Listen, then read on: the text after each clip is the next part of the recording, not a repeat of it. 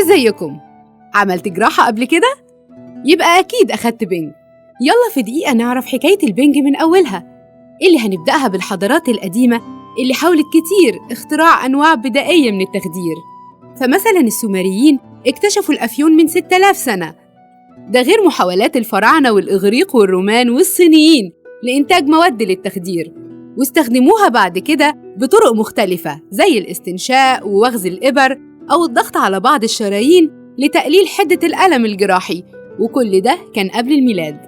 ومن أغرب الطرق المستخدمة قديماً في التخدير هي ضرب المريض بمطرقة على رأسه في منطقة معينة في المخ، بيفقد بعدها الوعي قبل ما يقوم الطبيب بإجراء العملية، وده لو عاش أصلاً.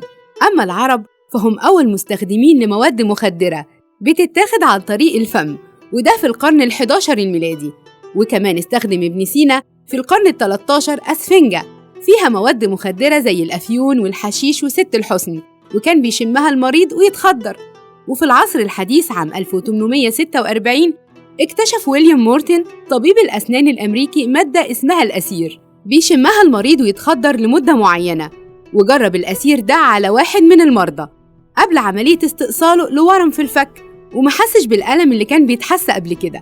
وبعدها تحفز العلماء وقاموا باكتشاف الكلوروفورم المستخدم في التخدير، ومن أهم العلماء دول الطبيب الإنجليزي جون سنو اللي استخدم بنجاح مادة الكلوروفورم عام 1853 لما خدر بيها الملكة فيكتوريا أثناء ولادتها للأمير ليبولد. وأصبح الكلوروفورم بعد كده أحد المواد الأساسية في عالم التخدير. بس خلاص.